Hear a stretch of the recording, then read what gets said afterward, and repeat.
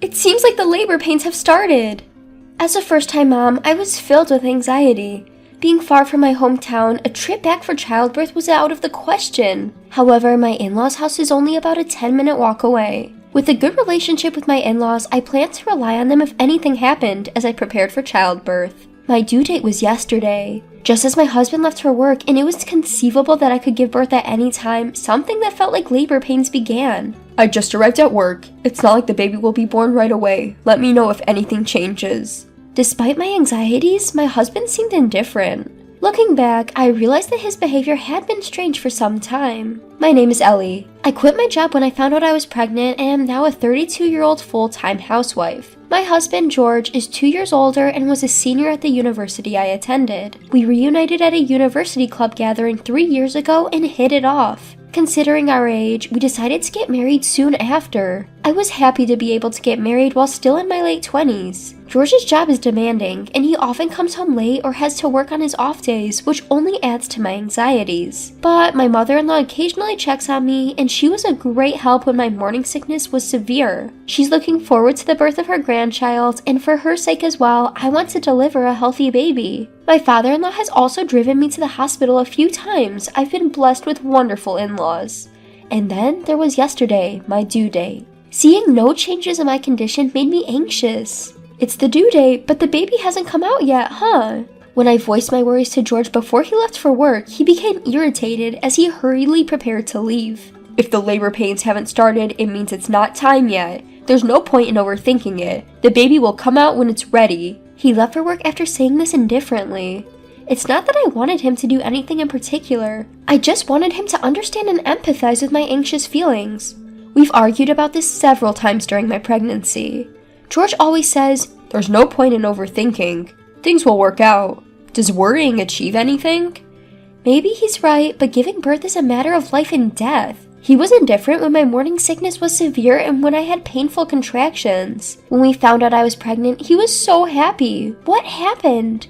I'm going to be a dad. I remember how delighted he was when we went shopping for baby supplies together. But slowly, his attitude changed. And by the time I reached the stable period of my pregnancy, he had become noticeably cold. Maybe it was because work was particularly busy at the time. But I wished he would listen more, show more concern. With these feelings, I've made it to today. Even today, a day past the due date, George left for work with his usual expression. Despite my frustrations, I prioritized the baby in my belly and managed to see George off with a normal expression. And about an hour later, that's when what seems like labor pains began. I tried calling the hospital, but they told me to wait and see since my contractions were still far apart. I prepared my hospital bag and rested, waiting for the time to come. By the afternoon, my contractions were getting closer together, and so I called a taxi and went to the hospital. I tried to call George, but he didn't answer, so I sent him an email and admitted myself to the hospital right away. I couldn't rely on my in-laws either, as they were at work. From that point on, all I remember is enduring the intense pain. The pain was excruciating, and I felt alone and anxious. I felt like I was going to pass out from the pain several times. George finally arrived at the hospital in the evening, and to make things worse, he seemed to have had some alcohol. Really? Today of all days? Even after I told him I was in labor? He excused himself saying, "I had a sudden drinking party, but I only had one beer." He seemed proud, almost as if he thought not having more than one beer was something commendable. This drove me mad. What? Even one beer is still drinking. You reek of alcohol. Don't come into my room like this. Get out. Between the bellyache and the smell of alcohol, I didn't even know what I was saying anymore. At that point, a nurse who came to check on me kicked George out and I was left alone once again. I spent a restless night and before I knew it, it was morning. It seems like the baby will be born soon. After moving to the delivery room and waiting for a while, George, who seemed to have sobered up by then, came in. What does he want now? I wanted to say that, but I didn't even have the energy to speak.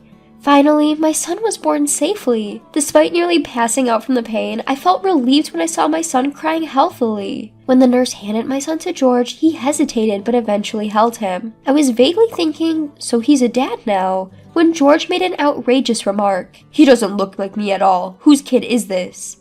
Saying that, he pushed our son back to the nurse. What? I didn't understand what was happening and glared at George. Get out! Even though I didn't want to speak because of the pain, I told George succinctly, and he left the room without a word. What is he thinking?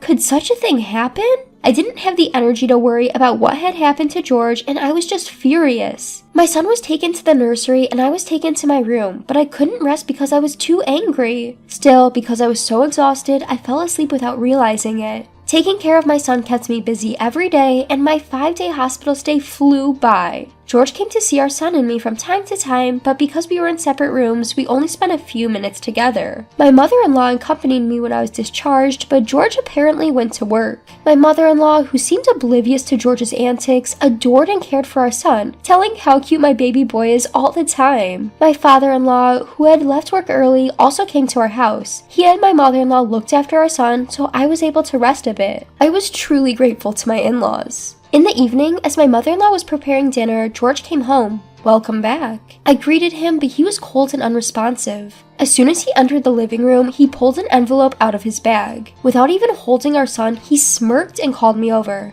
Ellie, I have something to talk about. I was annoyed by his attitude, but what happened next was even more unbelievable. George took out some documents from the envelope and thrust them in my face. I had it tested. It's not my child, so we're getting a divorce. This proves your affair. What? I couldn't help but let out a strange sound, and my mother-in-law's hand stopped as she was cooking. My father-in-law, who was holding our son, froze and looked at George. Despite the three of us being dumbfounded, George had a smug look on his face. When he was born, I thought he didn't look like me at all, so I secretly had a DNA test done. And? I sighed and prompted him to continue. So, look at this. The document he showed me had some complicated words and numbers, but I read aloud the sentence that caught my eye. The tested individual cannot be excluded as the biological father. George snorted confidently. Excluded means I'm not the father, right? What? 0 reading comprehension? I calmly retorted. If he's not excluded, it means you are the father. Then George started to panic. What? No way. I remembered what happened during the birth and became angry again. So you said all those things back then because you suspected me of cheating? I clearly remember George saying, "Whose kid is this?" when he saw our newborn son. I said it in front of my in-laws. They were furious. George, how could you? What were you thinking, doing that to Ellie when she was going through so much? As George was scolded by his parents, he started to make excuses. Well, Ellie's workplace was full of men, and she often went to drinking parties. There were days when she came home late, so of course I'd be worried. I started to get annoyed with George, who was glancing at me as he spoke. Look, I reported every drinking party, and you even picked me up when I was going to be late, remember? And still you suspected me? But George still laughed as if he was right. Well, you know, I've seen stories on the internet about people raising their affair partner's child, right? When I was talking to a coworker, they said I should have a DNA test done. Oh, I see. There might be no point in talking to this man. Really? You took the word of the internet and some stranger over me? You trusted the stories of people you don't even know instead of me? My anger wouldn't subside. I struggled with morning sickness and went through a tough labor just to give birth to a healthy child for you, George. And this is what you were thinking? My mother-in-law broke down in tears, and my father-in-law was furious. I can't believe this! As I angrily slapped the documents out of George's hand, he tried to pick them up but dropped his bag, and something unexpected fell out. I couldn't believe my eyes. What's this? There was a divorce form in George's bag. Are you planning to divorce? Suddenly, George lost all his earlier momentum and became flustered. No, this isn't, I found myself no longer able to tolerate his attitude. You've gone to the trouble of preparing divorce papers, and now you're telling me you don't want a divorce? I snatched the divorce papers, clutching a pen tightly. My husband tried to stop me, but in that moment, his smartphone rang. It was the sound of an incoming email. My hand, clutching the pen, stopped. I had a bad feeling about this. When did his behavior and words start to seem strange? It had been weird since summer, after spring had passed. What is this unease? On impulse, I snatched my husband's phone. Holding back my husband, who was trying to retrieve it in a panic, I unlocked the screen. Displayed, there was something unbelievable. I read it out loud. Have you filled out the divorce papers yet? It wasn't your child anyway, right? Claim alimony from your wife and let's go on a lavish trip. What's this? My bad feeling turned out to be true.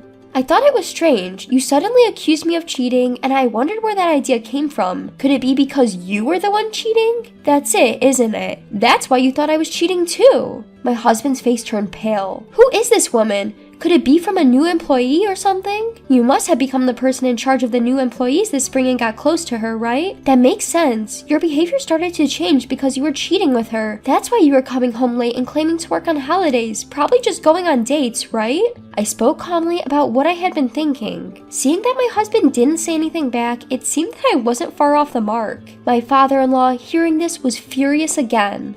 Is this true? As my husband averted his gaze, my father-in-law's fist hit him in the face. My father-in-law bowed deeply to me. Ellie, I'm truly sorry for my stupid son. My husband was also made to bow alongside his father and was interrogated. You should be the one apologizing. Tell the whole truth. The woman my husband had cheated with was close to what I had guessed. She was a younger woman who had transferred from another branch, and my husband, who was in charge of her training, seemed to have developed the affair. Moreover, it seemed she was also married, although she didn't have a child. I was flabbergasted and quickly filled out the divorce papers. I thrust them back at my husband. Write it down quickly.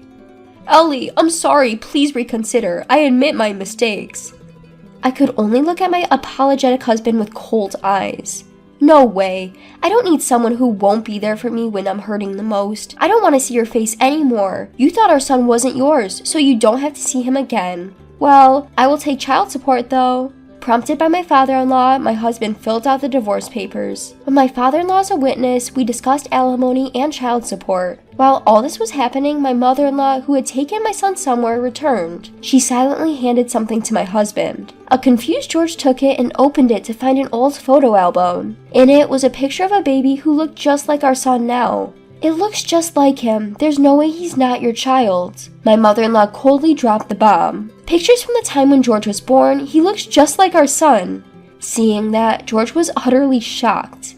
But he doesn't look anything like me. He started to make excuses.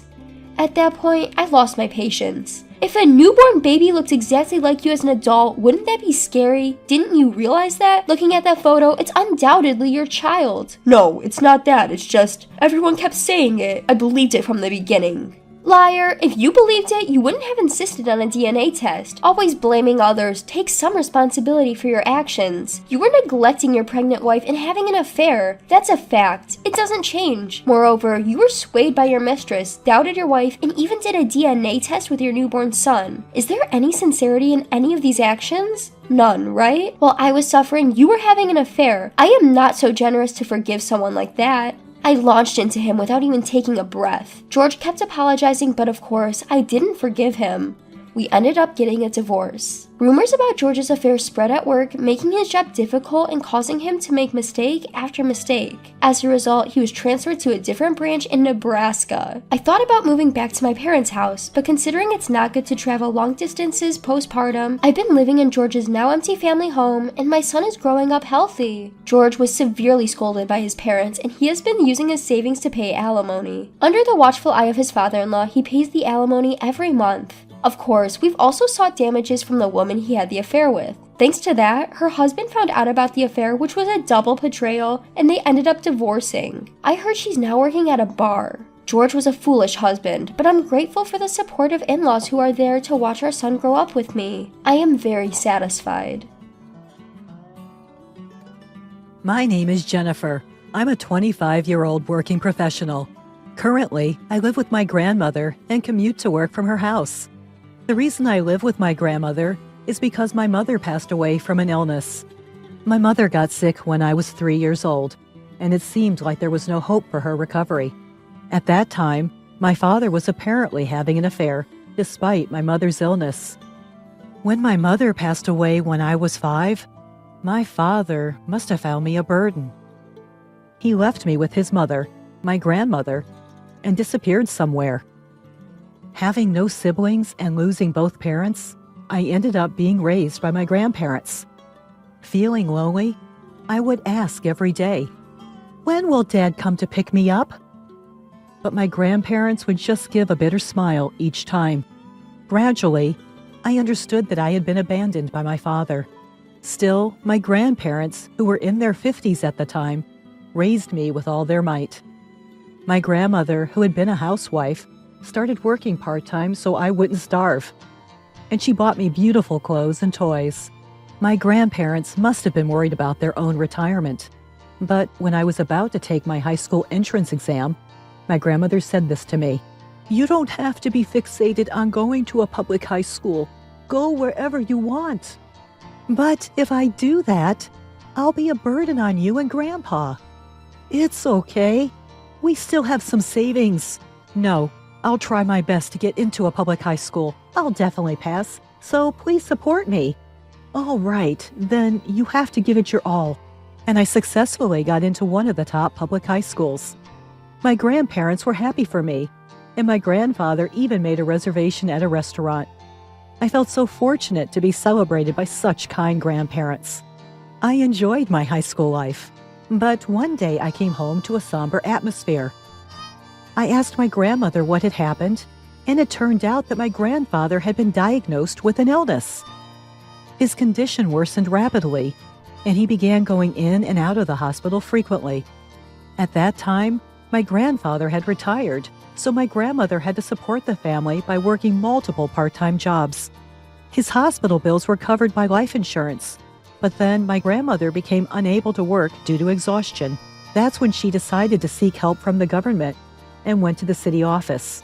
Yes, she applied for public assistance. The process seemed very complicated, but somehow the application was approved. However, I spent my days wondering what would happen in the future.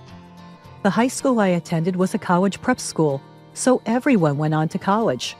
I was surprised to hear at the city office that welfare households could not go to college unless they separated their households. However, separating households also reduces the welfare benefits, which is tough. I wanted to go to college, but it was also difficult to go that far, so I decided to work as soon as possible to repay my grandparents. My grandmother tearfully said to me, "I'm so sorry this happened. It's all because of your father. It's because I didn't raise him properly." "It's not like that. Grandpa and Grandma took good care of me. I'll work hard, so don't worry." "I feel so pathetic. You wanted to go to college, and now I'm sorry."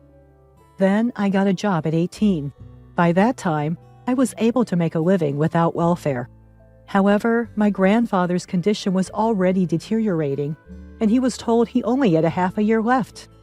In the end, he left me with these words: "Jennifer, I'm sorry for all the trouble." "Grandpa, it's not like that."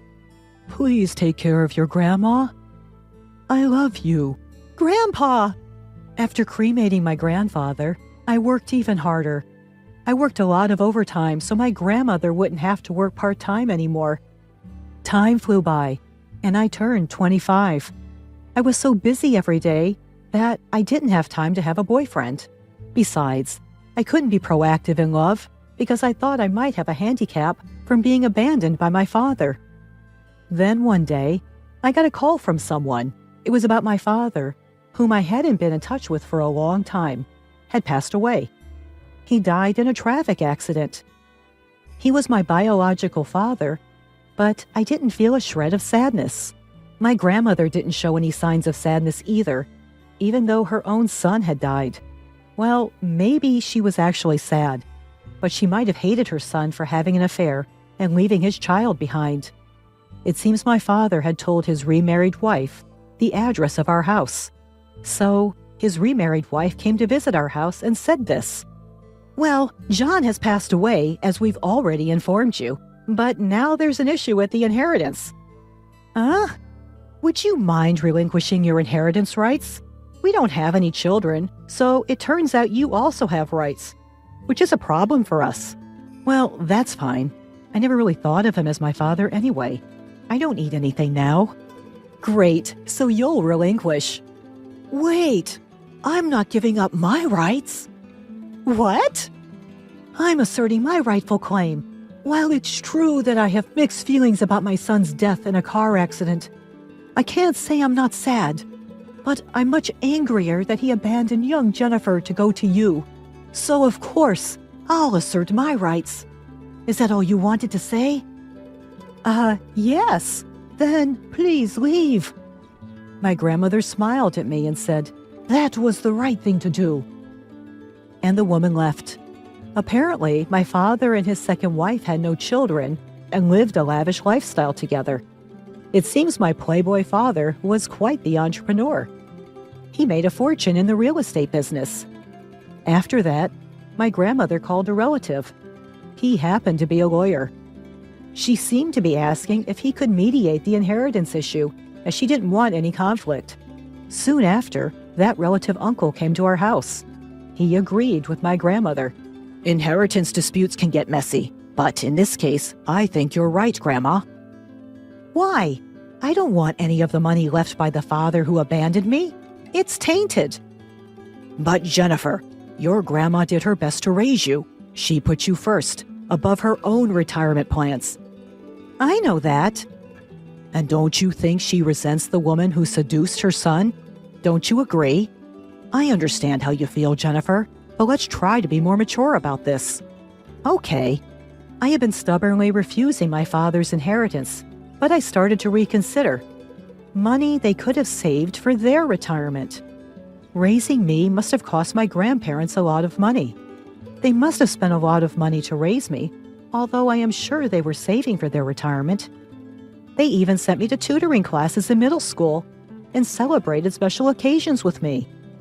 Thinking about it that way, I decided to understand my grandmother's feelings. So I changed my mind and decided to claim my inheritance rights after all. When we informed the second wife, she was furious. In the end, it all comes down to money, even after someone's death. After carefully reconsidering, I've decided to claim my rights. What? I should have never told you people. It's too late now. We have a lawyer in our family, after all. You? How dare you pull such a sneaky trick? I don't want to hear about being sneaky. It's my legitimate right. You were abandoned by your parents, and now you act all high and mighty? Oh, it seems you're not aware that you were also played. What? Turns out, my father had other women as well. He didn't have children with them, though. Wait, what are you talking about? When my father passed away, a woman came demanding his inheritance like a fool. When we talked, surprise, surprise, she was his mistress. Can you believe it? She's a fool for claiming the inheritance while being his mistress. And she wasn't the only one. There were 3 of them. I was shocked, and my jaw dropped. No way. Well, at least they didn't have children. I'm going to claim a significant portion of the inheritance. That's my inheritance. No, don't be selfish. It's mine too, LOL. The remarried wife was sobbing. Of course she would be. The man she thought loved her faithfully had other women. I realized how much of a fool my father was. It's a good thing he didn't have children with them. In the end, I inherited my father's estate. At first, I didn't want anything from such a father, but I had to understand my grandmother's situation better. I gave the money to my grandmother saying, "Please use it for the future." I'm sorry for what I said before, but I realized something. It must have been hard raising me, right? I want you to use this money for your future. Jennifer, but I can't use all of it. It's okay. But what about when you get married someday? Save some of it for that. Grandma, don't worry about me. But then my feelings are, all I want is to see you happily married someday. Of course, it's fine if you don't get married too. Just live your life the way you want. You don't have to stay here forever. But what about you, Grandma? A year later, I met a wonderful man at a social gathering. We dated and we got married. When he proposed, I was thrilled. He understood my family situation and suggested we live together with my grandmother. I felt terrible, but he said, "Let's be good to your grandma." At the wedding, my grandmother cried her eyes out. I felt like I could finally repay her kindness that day. I'd be happy if I could become even more dependable and put my grandmother at ease in the future.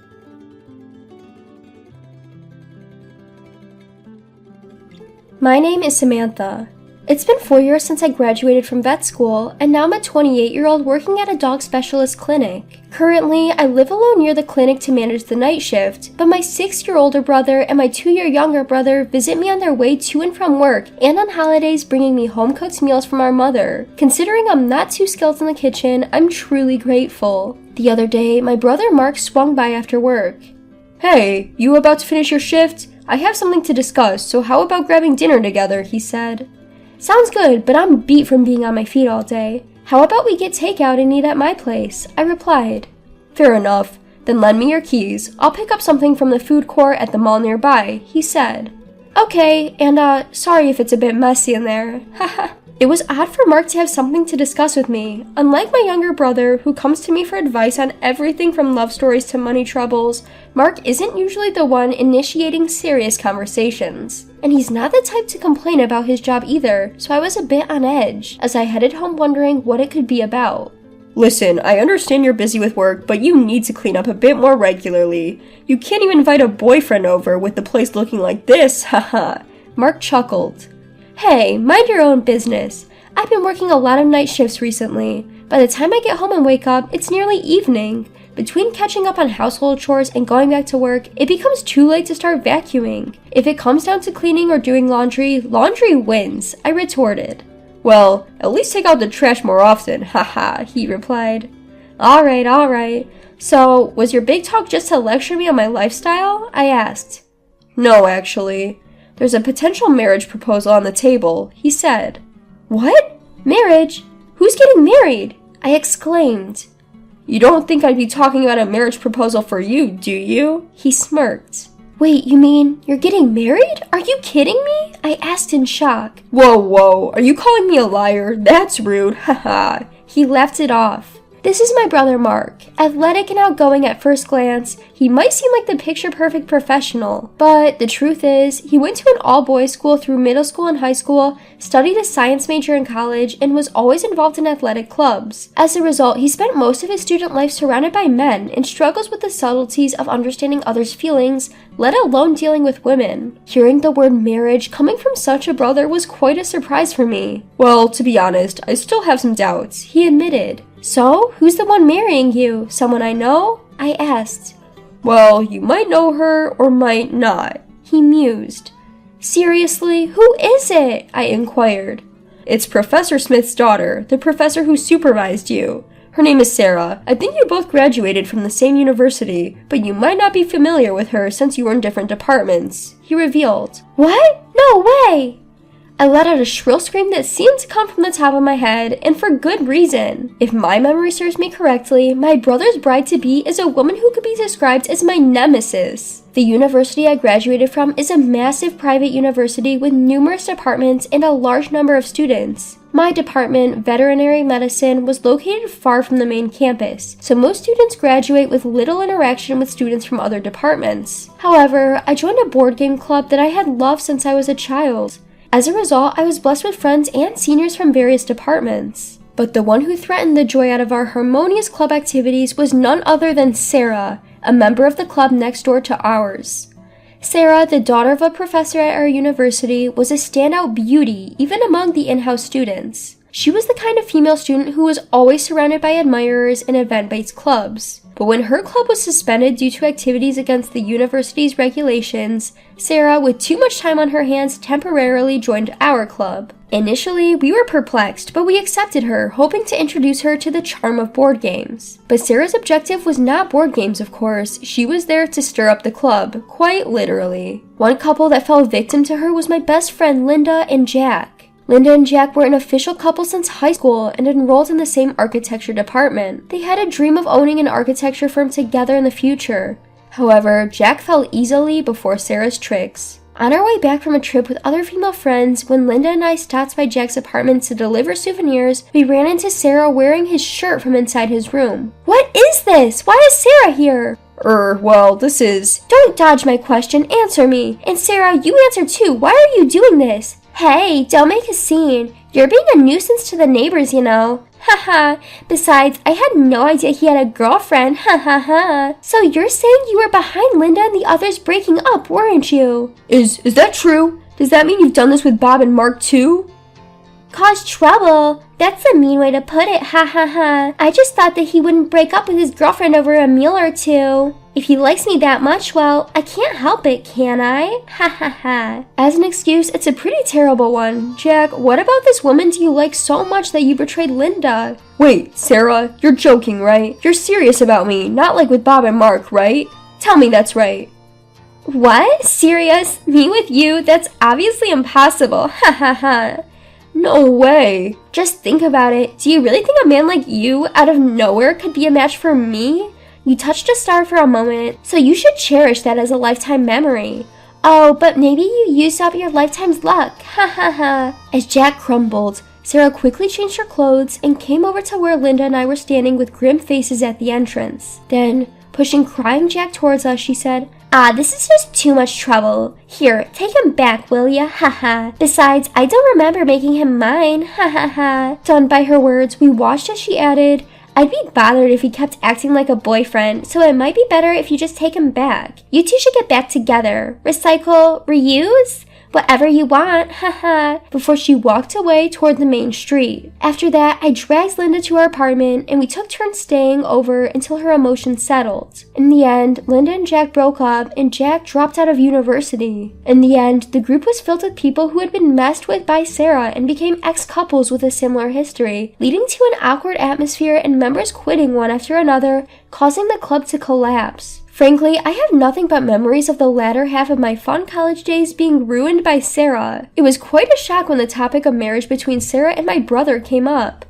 When I asked, how on earth did you two meet? My brother said, well, it's not so much that we met, but the vice president of a client company I'm working with said, I have a niece who hasn't gotten married yet, would you like to meet her? And since I didn't have a reason to refuse and I wasn't dating anyone, I agreed to meet her. For some reason she liked me, and things just went really fast from there. Huh, but are you okay with that, bro? I think marriage is a pretty big decision. Honestly, I don't really care either way, haha, he said rather casually. Actually, my brother Mark has a somewhat careless, hands-off attitude when it comes to important decisions, even though he doesn't appear to take them seriously. And when he realizes the consequences of his decisions aren't good for him, he has no problem cutting his losses and moving on without any shame. He hardly ever considers how much trouble he causes to those around him. It's really unbearable for those who get caught up in his mess. But if you think about it, as long as there's no malice involved, it's only slightly better than Sarah, who is just as irresponsible in her own way. At this point, it might be wise to leave them alone unless the sparks fall on us.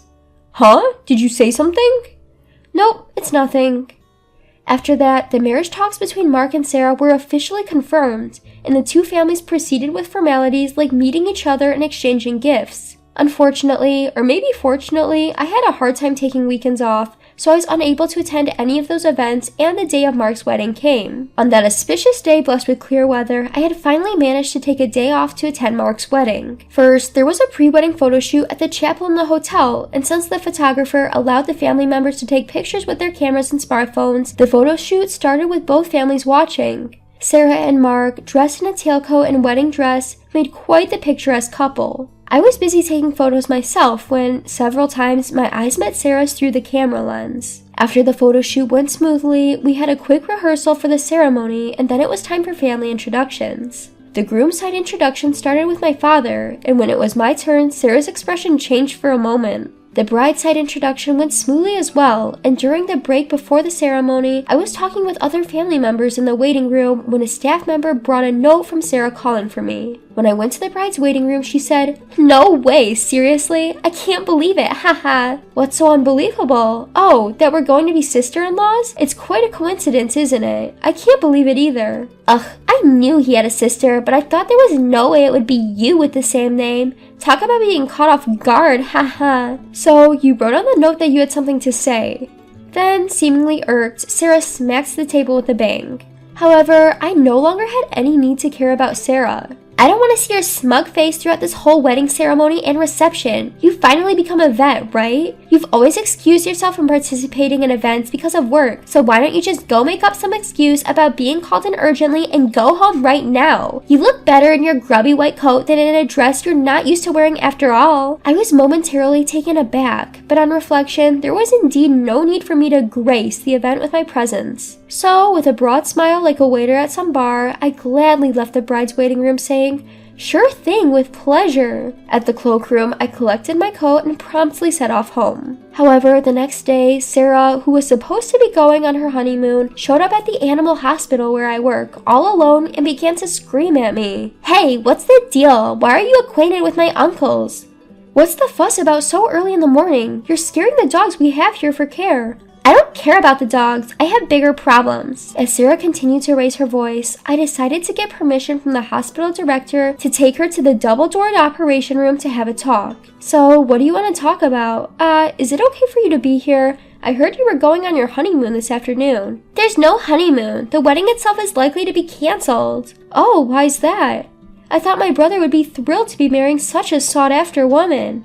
"That's what I thought too, but after the reception yesterday, he was talking for a long time with my aunt and uncle, and then he suddenly said, 'I'm calling off this wedding.'" "Oh really? My brother has quite a bold move, doesn't he?" "It's not funny, and my aunt and uncle, instead of reprimanding him, they started saying things to me like, 'We won't consider you our niece anymore, you ungrateful, shameless girl. We don't know a daughter like you. You must have done something, confess.'" At that point, I explained that I had not done anything on my end, just that I happened to know Sarah's aunt and uncle. After the family introductions, I had a conversation with them saying, "What a coincidence," and was then told by Sarah to go home, so I just went home. But then I got a message from Sarah's aunt and uncle, who found it strange that I didn't attend the wedding or reception, and I just answered honestly to their questions. "Honestly, what did you tell them?" Well, first I said that I went home because you told me I was annoying. Then they asked, why would Sarah say such a thing to the bride's sister? And I suggested, maybe it's due to some grudges from our student days. "What? What were you thinking? Of course they would ask more questions." So I honestly recounted our past as accurately as I could remember it. "But that should only anger your brother. Why would my aunt and uncle be furious?" That's when I explained the reason why Sarah's aunt and uncle might have been furious. In fact, Sarah's aunt and uncle do not have any children, and they are crazy about their pet Shih Tzu. When they were walking their Shih Tzu, they had a horrible collision with a sports bike that suddenly rushed out of a crossroad. The dog was seriously injured and rushed to this vet clinic. An emergency surgery was necessary, but the dog had lost a lot of blood, and it seemed like the blood available from the clinic's own donation dogs would not be sufficient in time. That's when the clinic got in touch with volunteer dog owners who had registered to donate blood in emergency situations. The one who came running was Linda and her beloved pet. Linda is an architect designer working for a major company after her graduation. She adopted a puppy born at the home of a client she had become friendly with and kept it as a pet. Thanks to Linda's dog, the Shih Tzu surgery was a success. As a token of their deep gratitude, the couple requested Linda's company to renovate their vacation house. They got even closer to Linda and were enraged when they heard her complain while she was tipsy about a shameless woman who ruined her relationship with her college boyfriend. However, they hadn't asked Linda for the name of the woman, considering it inappropriate. When they heard my story, they realized that the shameless woman was their own niece, Sarah. Then they confessed everything to my parents, my brother, and Sarah's parents, while also declaring the disownment of Sarah. My brother, for whom Sarah was a precious niece of a major client, no longer saw any point in marrying her, as her value as a sales point vanished. However, I didn't understand why Sarah's parents were also furious and kicked their daughter out. After all, Sarah's father, Professor Smith, was also my teacher back in college, was known for his deep love for his daughter, and had always been the one to clean up her messes. My father is also close to retirement. He was planning to open a vet clinic. Really? The professor? But setting up a clinic, securing parking space and all, the costs are tremendous. There's no way he could cover all that with just his retirement money. He was planning to ask his brother for a loan. But now, after all this, they are saying this is all because you failed to raise your daughter properly, and it looks like they won't lend him any money. That's why they are all cutting ties with me. It seems like it's too late for them to realize their mistake though, ha. Stop joking around and help me out. I don't think I can do anything about this. Please, I'll do anything. I'll even kneel down. I don't know how much your kneeling is worth, but I really don't need that, huh? Even after that, she kept begging me tearfully, but in the end, the clinic's director had to call the cops to stop her from causing a disturbance. Reluctantly, she left. When Sarah realized she couldn't persuade me, she ran to my brother, Mark, and to her aunt and uncle, begging them while crying. But they didn't listen to her. Moreover, Sarah's bad reputation spread from her aunt and uncle to her relatives and from the relatives to the other people she knew, until nobody paid any attention to her anymore. She quit her job and started living in an old apartment managed by a distant relative that her image-conscious parents rented for her. As for me, I'm busy every day with my job as a vet, which I believe is my true calling. On the other hand, my unrepentant brother Mark seems quite pleased, saying, "Now that I've become a man who can no longer dream of marriage, people might sympathize with me, but at least I won't have to deal with any unnecessary meddling."